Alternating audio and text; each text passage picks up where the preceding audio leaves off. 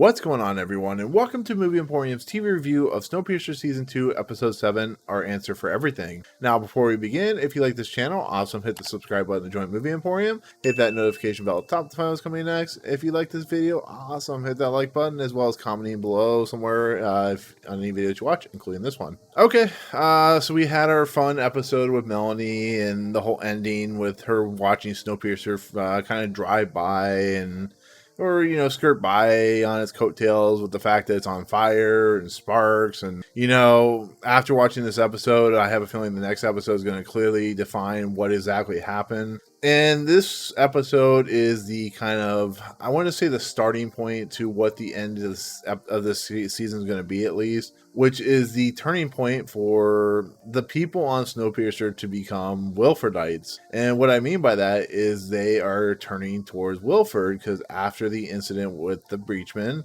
all of them being killed, Wilford has very instinctively, very, very cautiously, very kind of in his own way, has done something where he's kind of pushed the everybody but the tail section into believing a certain way and path. Now, it's very subtle. It's not necessarily 100% effective because there's a lot of plot holing problems and there's a lot of issues with how exactly Wilford is doing this. But in essence, this episode is the kind of cause and causality of everything that happened 2 episodes ago when the Breachmen were killed by, people on the train of Snowpiercer. And this is where Bess gets most of her, interesting stuff. The fact that she's been kind of upgraded to, head detective now that, Andre Layton is in charge of Snowpiercer as like the head person. And so she's going on her kind of quest to figure out who's doing it. And she, is asking around and, asking questions. And she's the one giving the narration in the beginning. How even after 7 billion people have died, 8 more people is still just as effective as causing a lot of issues for one person's psyche. Then, it's amazing to watch Bess's character because she looks like she had her head on her shoulders. She's a very strong-willed person. But anyone who's had to go through as much as she has in the last season and a half, it will be a detriment. It will be a detriment to your health. It really will. So, in essence, her character is very flawed in the nature of what she's doing, but she's very susceptible to everything that she's doing. When she starts kind of investigating, she comes across this button, this pin, whatever it is. She's not entirely sure, but it has Wilford's logo on it, and it's a very old button, so whatever it could be is kind of a question of the show or the episode. So with the help of John, who's the Sam Otto character, the guy has kind of gotten nothing. He's been with LJ throughout the entire, second season. We see her basically enlisting his help once again to find out who this button belongs to, which takes him to this like old lady who's almost like a gypsy woman in a lot of ways, where she has all these paraphernalia and all these pieces, Wilford jewelry and stuff like that. She has known Wilford for as long as Wilford has known Wilford himself. And they've discovered that it comes off a jacket of some sort, which I think is the jackboot people. And so she is going to kind of track down who this jacket that this button fell off of and who it belongs to. And so just to kind of skip ahead to her part of the story, to Bess's start part of the story, once she leaves talking to that old woman, we see her and Sam, the Mike O'Malley character, basically approach somebody on first class. And this woman that they talk to, who's never been seen on the show, in essence, kind of admits that she was part of one of the people that killed the Breachman. She has a thing on her eye where you can tell she got hit and stuff like that. So they arrest her with the help of, Andre Layton's character and so on and so forth. And so to talk about an episode like this, to get it to the final boss, I guess you could say, the one who initiated the Breachman deaths, it was kind of explained in the comments, which I kind of curious how much people really know about the show already, whether about who it was and who initiated it. And somebody had mentioned the priest. Well, I hope the person that mentioned the priest didn't actually know it. I hope it was a theory, because that would bother me a little bit, because, the whole point of these reviews is to talk about the review, not what comes in the future. So if you know anything about these episodes, please don't spoil it for people, because it's a little messed up. But anyway, so the preacher, as she figures out, Bess figures out everything that's happening, she figures out that somebody has said something, a line of dialogue that the preacher had mentioned 2 episodes prior, Therefore, it's revealed that the preacher had initiated this Breachman murder situation, and we see, a lot of stuff goes down. She confronts the preacher, and she basically fights him. And he's a coward, as he proves, because he tries to inflate a bag with the cold air from outside to basically kill him, so that she doesn't have a way of basically, trying to put down the situation of what actually happened. And therefore, I think the preacher still dies because half his face is frozen over. But, as we're going to see later on, that's not entirely 100%, true. He could probably live and whatever, especially with other characters in the series. But yeah, it's a little disconcerting, a little disappointing that it was a preacher. There has to be some more to it than that.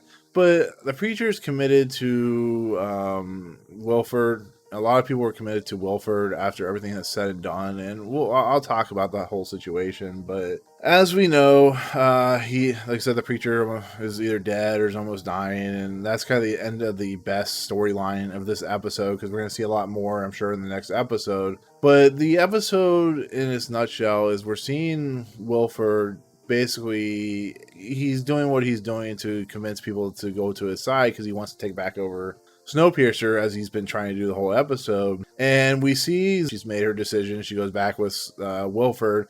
I still think it's a very disturbing situation. I think it's a manipulative situation that she has kind of fallen under. And I said it before with Josie, this series is starting to turn into a superhero show. And it's not Fast and the Furious, which is literally a superhero series.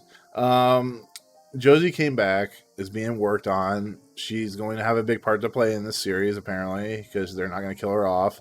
And so, like I said, Wilford tasks Audrey, Miss Audrey, to basically retransform Kevin.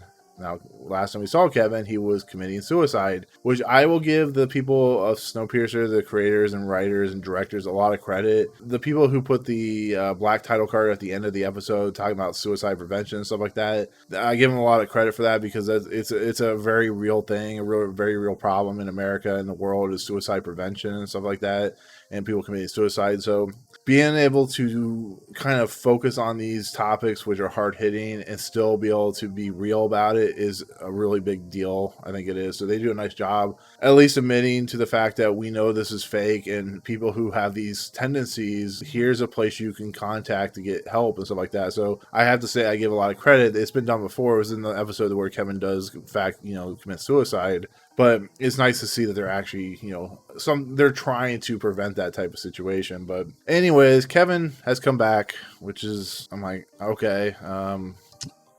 I went quiet there for a second because I'm like, I really don't know why they brought Kevin back. It's just, they need to fill time, I guess. They need to fill a story about how much Kevin can worship, Wilford.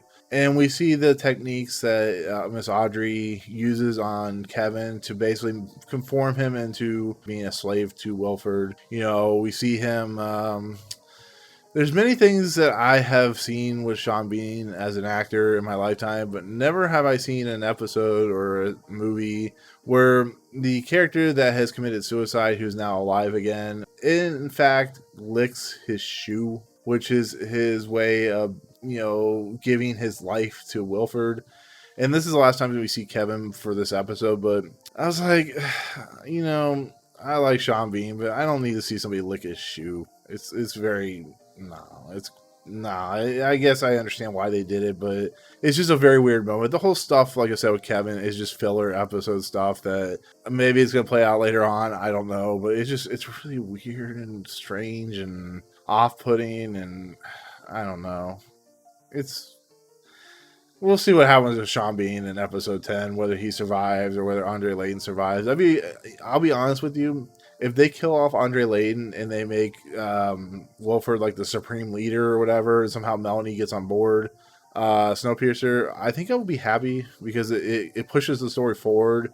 But I don't know if that's going to happen that way. I really don't. So I'm just in essence thinking, we'll see what happens at this point. At this point, Snowpiercer could do anything, and I'll just be really surprised by it, I guess. I don't know. It's a really strange... This show, like a lot of people have mentioned in the comments, you're either gonna love this series or you're not gonna love the series. Me not loving the series as much is a little bit of a downtrodden thing because I love the first season so much, but it's just I don't know sometimes what they're thinking when it comes to, creating story arcs. I really don't. But in essence, the real main kind of meat of this episode is kind of the turning of a lot of the people on Snowpiercer towards Wilford. And it starts out with people questioning who killed the Breachman, why the Breachman happened. We have a lot of dissenting opinions about stuff. And then it starts going into it's the Tailies' fault. Now, I don't usually get into politics. I don't usually get into our last president because I have very strong feelings about situations. And I'll just say that after watching this episode, this show, especially this season with Wilford, is basically hitting you with a 50-pound dumbbell or slapping you in the face with a fish, and very in your face with what exactly the crew that writes these episodes, the actors and actresses are trying to present to you, and that Wilford is a very deceptive individual that is deceiving a lot of people, and they are willing to fight for him. And whatever your stance on our last president, this is the honest to God truth. The show is very much in your face about a guy who's become very powerful, who has a vendetta quest, and he has gained the momentum that he needs to take over this Snowpiercer or the country or the world, whatever you want to call it. And you start to see that. You start seeing people turn on each other. The Taily section starts to kind of collapse because they were once, everybody was like this, joined together. Now the people in the middle class and first class are starting to rebel against the Taily class, and it's starting to kind of fall in the line where people are starting to basically push away from Andre Layton because they don't feel he can do the job. They feel Wilford is very much the person for the job, and it's very much a deceptive tactic. It's very much a mind manipulation. Mind manipulation! I guess you could say, to what is actually happening. And all it took was killing some Breachmen and putting dissent into Andre Layton, as Wilford has done through the entire episode. The Breachman deaths, as crazy as it is, they were not good people, and they caused the one woman to lose her fingers and stuff like that.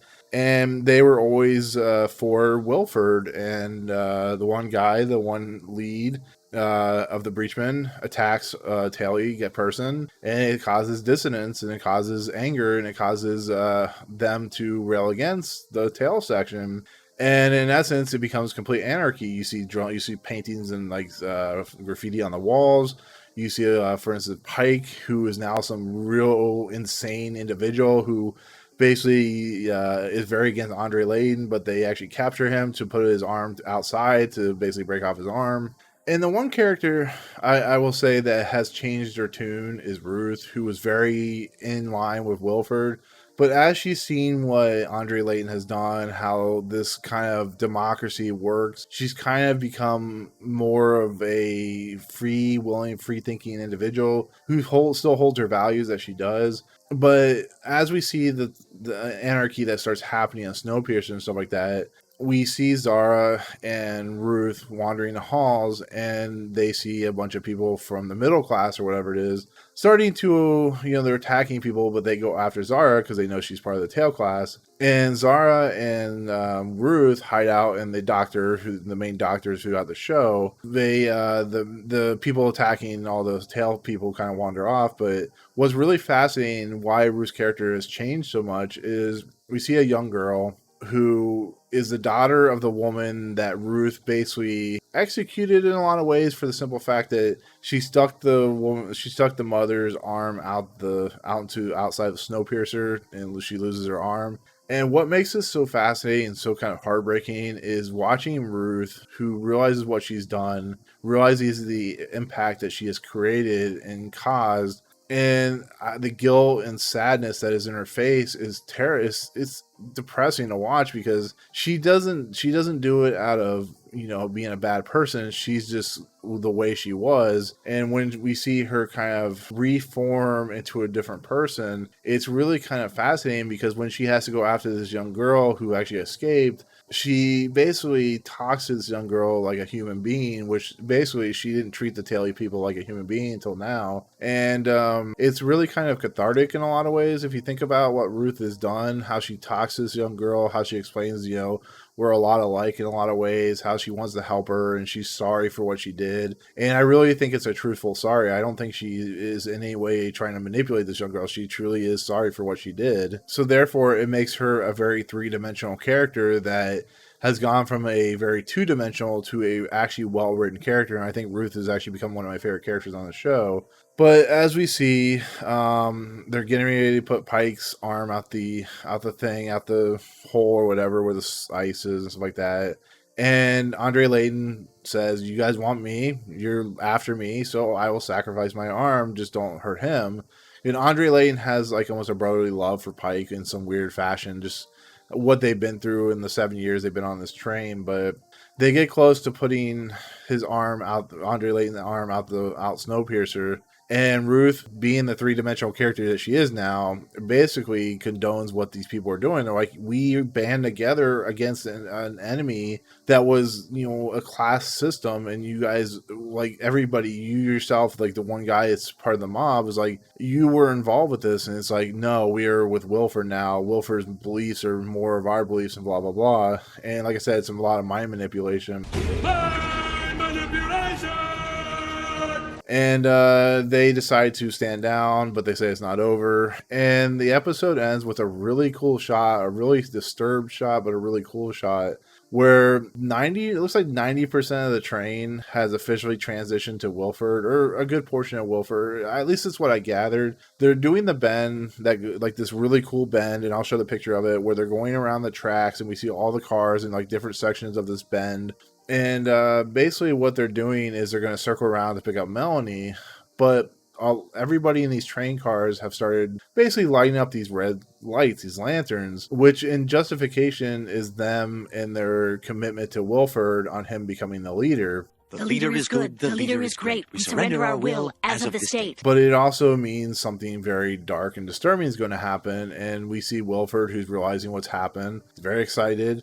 And he knows exactly what he needs to do, and he tells his I want to say it's like one of his command officers to basically get Icy Bob ready for his mission or whatever. And that's kind of really where the episode ends. It ends with a lot of anarchy that's happened. There's gonna be a lot of interesting kind of pushback in the next episode, and everything's kind of collapsed on this democratic society that Andre Layton has tried to build. But in essence, Andre Layton is a very flawed character, where he was never 100% able to get people committed to his kind of ideology, and he did a lot of stupid stuff along the way, the things he acted, how he treated, and allowing people to get away with what they did and stuff like that.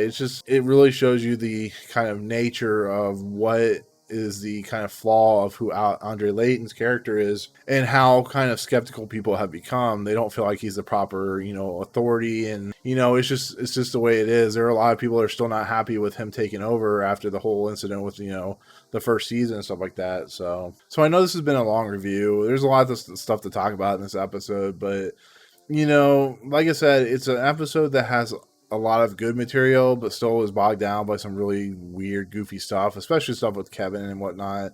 Like I said, it really feels like filler. And once again, characters that you really enjoy get pushed out into the ether, like LJ, and even Alex in this episode she's given some stuff to do, but she's not really she feels like when Melanie leaves, she's not entirely there. And even Wilford's character is like, I taught you everything and I saved you, and a week with Melanie has changed you in so many ways, and you brought your mom to the Bronx in secret and you didn't tell me about it. And so what's going to happen to Alex is going to be really fascinating. She'll probably turn on Wilford at some point in the next 4 episodes or 3 episodes or whatever it is. But at this point, we are getting to the conclusion of the season, like I said in the very beginning of this long review. And it's starting to turn into better, than it has been. But I don't think, in honest opinion, that this season is going to be saved by these next 3 episodes. I think this season, for its most part, is a complete 180 of the first season. I think it has been a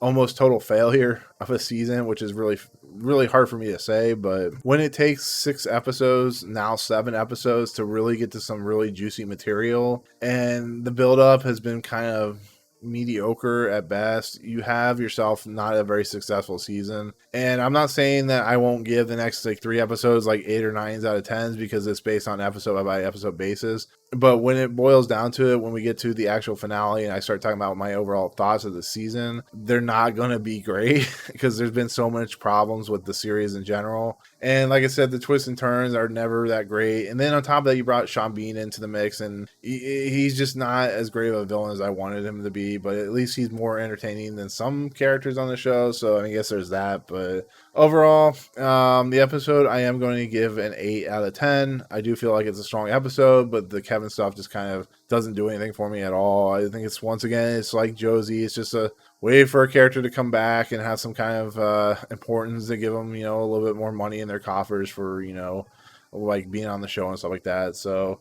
but that'll do it. That'll be my take on this episode, which is Snowpiercer Season 2, Episode 7, our answer for everything. Let me know in the comments what you think of the episode. Did you like it? Did you not like it? Favorite part, least favorite part, all good stuff. If you do know anything about the episodes coming later on, please do not spoil anything in the comments. The reason I say that is because I think people did know about the pastor being the bad guy, or you're just really good, or a psychic, which if you're psychic, I need some pinball numbers. But otherwise, I'm just joking, but please do not spoil it. But anyways, let me know in the comments below. But if you like what you see in this channel, hit the subscribe button to join Movie Emporium. Hit that notification bell at the top to find out what's coming next. If you like this video, awesome. Hit that like button. And as always, we'll see you guys on the next video. Peace out.